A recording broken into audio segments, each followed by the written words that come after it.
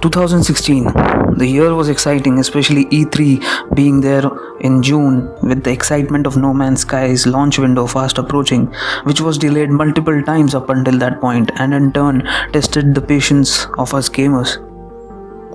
Now, both the hype and the immature people sending death threats to developers vividly reminds me of one other game which had the similar characteristics in the making.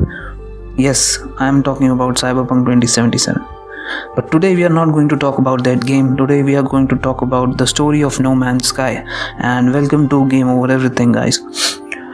Now, the story of No Man's Sky from the launch in the 2016 up until now is nothing short of twists and turns, all for the betterment of the game.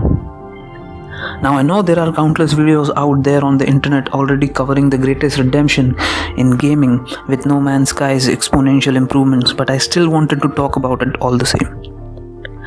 Now, let's rewind and go back to the launch week of No Man's Sky in August, when everyone was waiting in anticipation of the pre-ordered copies of the game, where the news broke by someone who had purchased the game for $1,000, who, involuntarily informed us not only about his stupidity but also how the game was nothing as Sean had advertised or promised us throughout the years in the events and the gaming conventions leading up to the release of the game.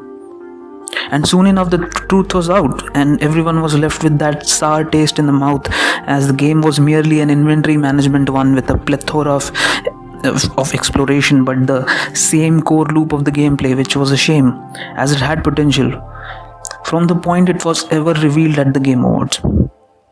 Now soon fans took to the social media to voice their hate, and the developers Hello Games tried their best to pacify us but didn't have enough merit to warrant a backing down by the fans.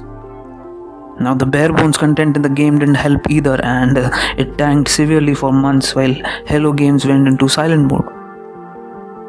After months, they released a patch and took their baby steps towards improving the game. And this is where the story of redemption began, and somewhere the fans wanted the game to rise to its promised potential, and now look at it.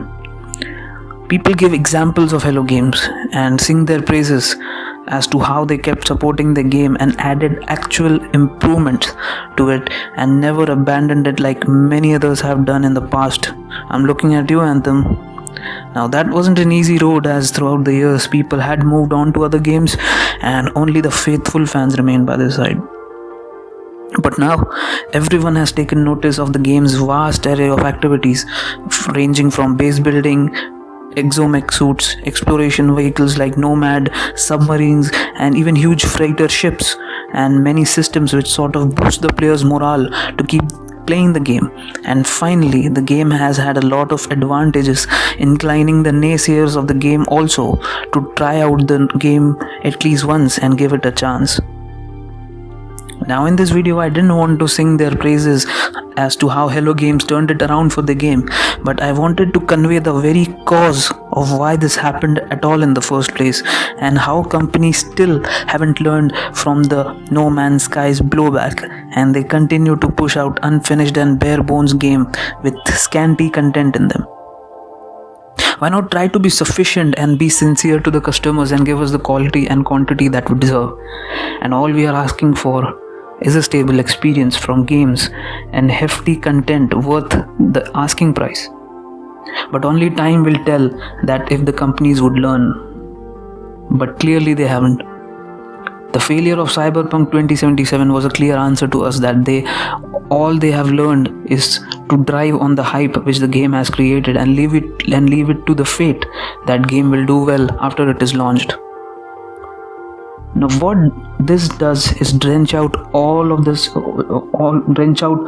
potential that the game has and makes it appear a useless and hollow playground. And despite years of sincere developers working hard on their games and laying the groundwork, are the actual ones who face the fire from the customers. Now Anthem is another glowing example how a potential fresh concept was ruined and abandoned by BioWare, who has lost its way immensely by this point, and all hopes are now on their next outing in Mass Effect, and I can only hope that they do well with that game because I like Mass Effect. Well guys, that is it for this video. Do let me know your thoughts on this aspect and comment down below, and stay subscribed for more of these videos where we will discuss about the goods and the bads of the games. And in the meantime, stay subscribed so that it immensely helps me bring more videos like this to you, and be assured there will be more coming your way. So take care guys, and I'll see you in the next video. Until then, take care and stay healthy.